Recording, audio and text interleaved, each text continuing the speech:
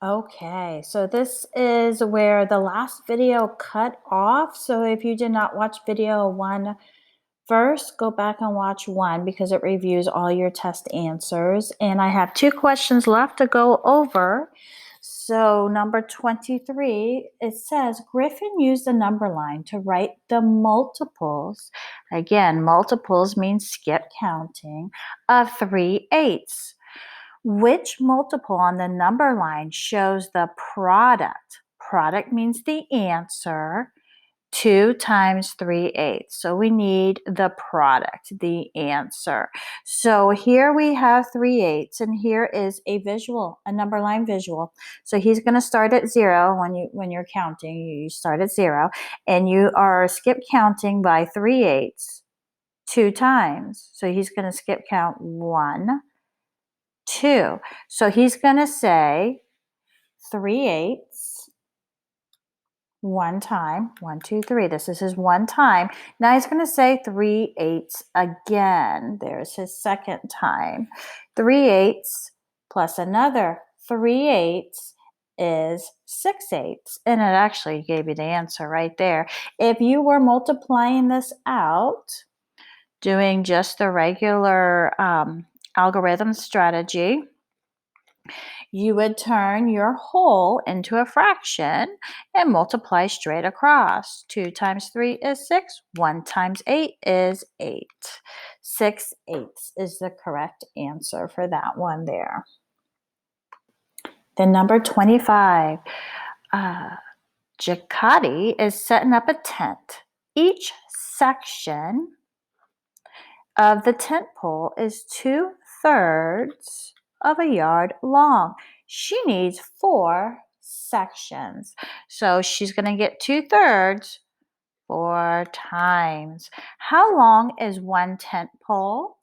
So if you were doing the algorithm strategy where you multiply straight across, you would put 4 as a numerator.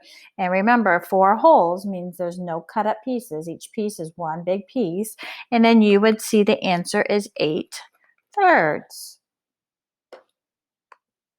If you wanted to use your unit fraction tiles and count 2/3 4 times. So think of it like this. She has this piece, a tent pole rod there, and she needs 4 of these, and each piece is 2/3. So each piece would be this big, 2/3. Now she needs 4 of them. So you're basically going to count by 2/3 4 times. So if you wanted to count 1, 2, 3, 4, 5, 6, 7, 8, if you wanted to do that 4 times, you would get 8. Or you could have done a number line or any other strategy that you prefer. But 8/3 B is the correct answer. Now we're going to jump back in to our standard. And our standard is NF 3.5.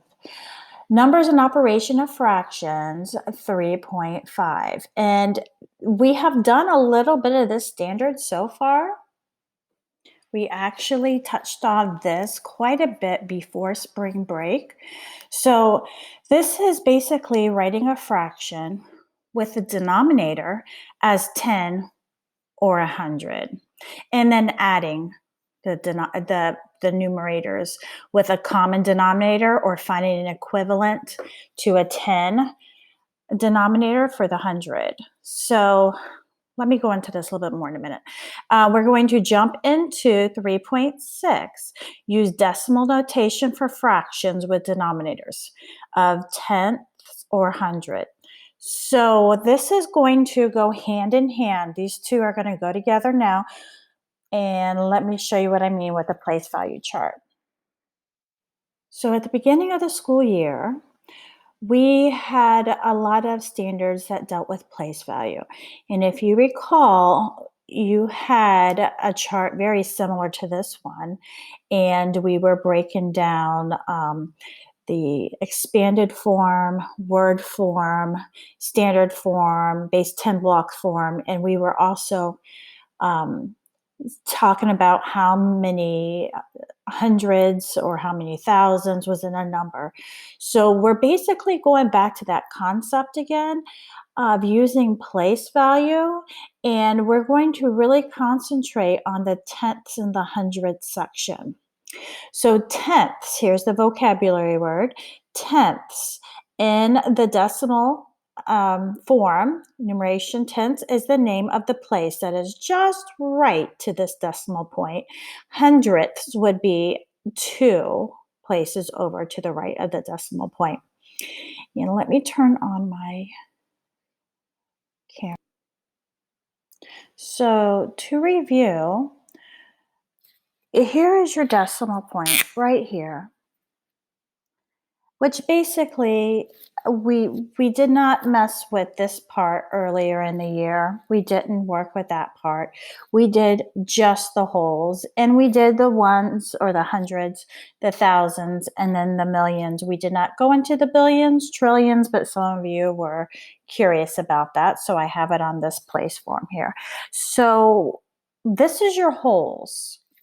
From the decimal point on is your wholes. And place value is based off of tens.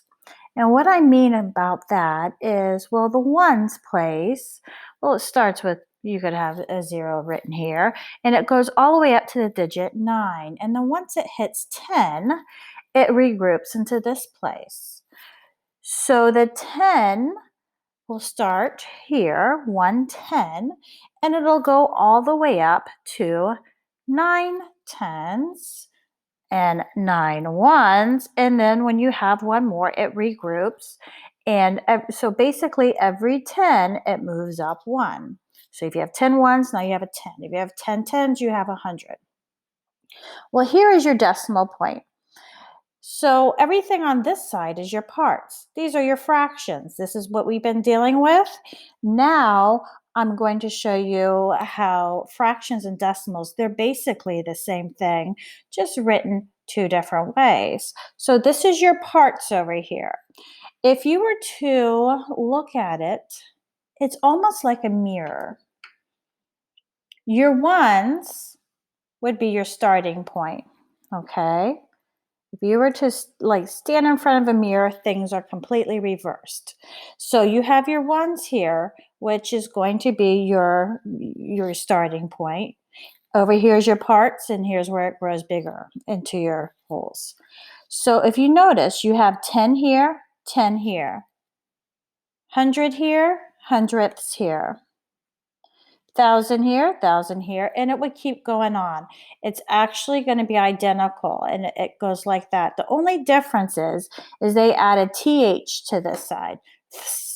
So you have your ones, then you have your 10 or your tenths. So what this is showing you is this is still based on tens.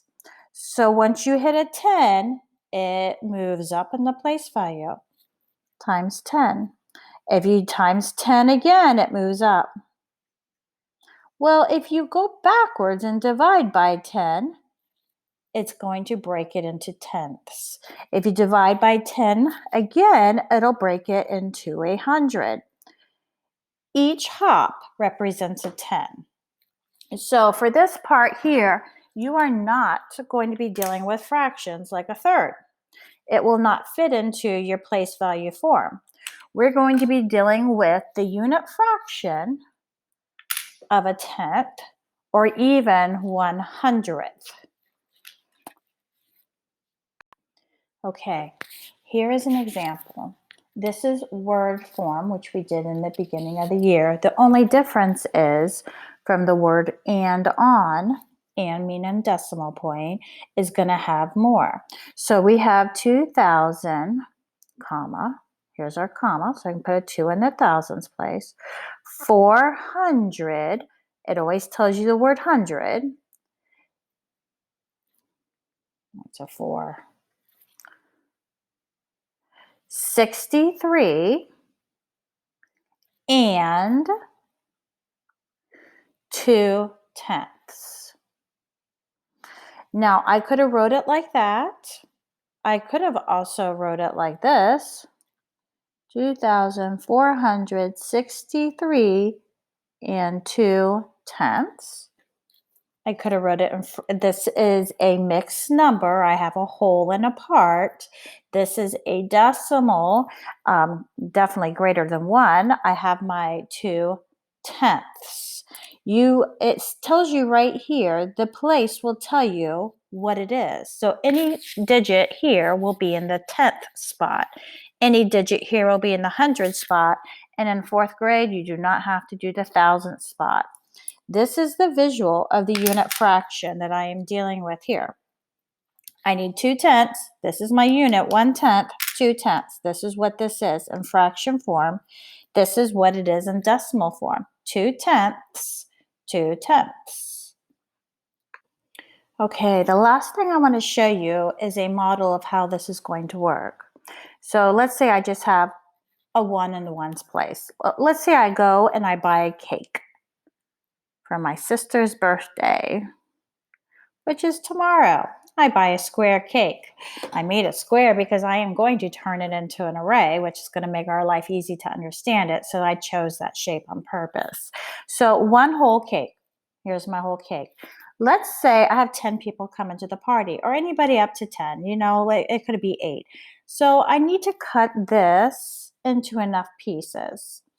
In decimal form, I'm either going to choose tenths or hundredths because that's the only place value I have.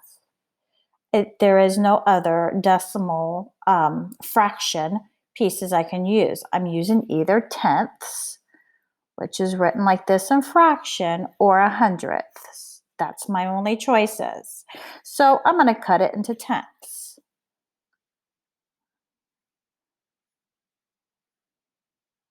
3, 4, and 5, 6, 7, 8, 9, and 10. So there's my 10 pieces, okay? Now, I want, and here's my decimal point right here, I want 4/10. If I have 4/10, it's going to look like this in fraction form, which we just finished doing this for quite a few weeks, even since before, way before spring break. It would look like this. 1, 2, 3, 4. 4 pieces are now used up. Cut it into 4/10, or I took away 4/10 from my large piece here, which was 10 pieces altogether. 4 out of 10, 4 out of 10. 4/10, 4/10. This and this are identical. But let's say I needed enough for quite a few kids, like all the 4th grade students. And there are 100. So then I would want to cut it up into 100 pieces. I already have 10 columns. The easiest way is now to make it into rows too. So I'm going to break that in half and do 5 on each side. 1, 2, 3, 4, 5. That's not a very big piece. 6. 1, 2, 3, 4, 5, 6, 7, 8, 9, and 10. Now I have an array. This is an array of 10 by 10, which is 100 pieces. Now, instead of saying I had 4/10, which I do, I still have 4/10, but now it's cut up into 1, 2, 3, 4, 10 times. Now I have 4 10 times, I have 40 over 100 possible pieces. There are 40 pieces I colored in here. When it was in 10th form, I just happened to cut it again, basically times 10. I timesed it by 10, and then I got 100. Because remember, the place value chart moves in increments of 10. Every time you move up, it's times 10. Every time you move back that way, it gets smaller by 10. So now I have 100 pieces, but 40 are shaded in. This and this are equivalent, but how you write 40 hundredths would be written like this. The way you read it is you read to the end, and whatever word you are in, that's the word you say. This is 40, then I read the word I'm at, hundredths. This is 4, I read the word, tenths. So it's important to remember ones is right where your whole is, and then you have your decimal point.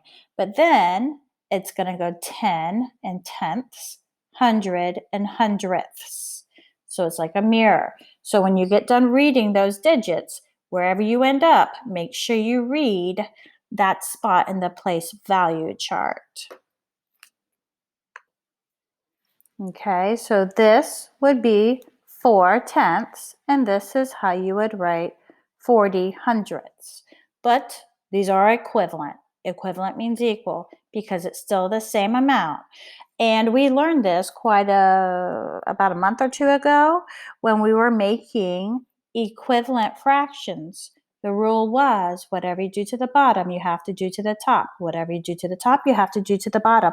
So 4 times 10 would give me 40. Same thing to the bottom. 10 times 10 would give me 100. These are equal. And if you were to cross multiply and see, if you like that butterfly technique where we cross multiply, 100 times 4 is 400. 10 times 40 is 400. They are definitely equal. They are equivalent decimals or equivalent fractions, but one is written like this and the other is written with it noted at the bottom what place value it's in.